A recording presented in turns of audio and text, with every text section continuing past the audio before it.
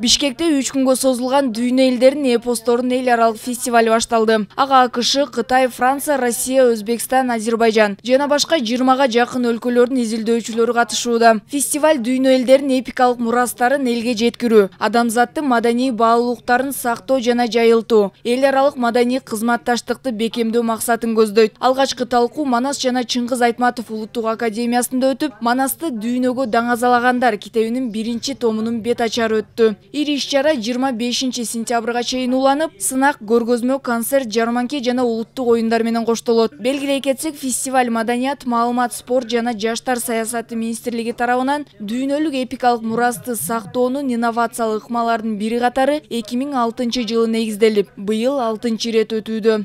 Кыргызстан чындыгында мына бүгүнкү күндө ушул акырындык менен бүгүн 6 фестиваль болуп атат. Ушу дүйнөлүк эпостордун изилдеп, даңазалап жайылтуунун борборун айланып келе жатат десек, биз жаңылышпайбыз. Мына бүгүн азыр биз билдик 22 өлкөдөн илимпоздор келиптир. Ушул Манас эпосуна эле эмес, жалпы эле ушул ар бир элдин өзүнүн эпикалык чыгармаларына арналган талкуулар болот. Я уже в 3-й раз нахожусь в Киргизии. Мен Кыргызстанда өтүп жаткан фестивалга 3-чү жолу катышып жатам. Эл аралык деңгээлдеги фестиваль көп улуттардын кызматташуусуна чоң мүмкүнчүлүк түзүүдө. Мисалы, бүгүн көптөгөн адамдар менен таанышып, баарлаша алдым.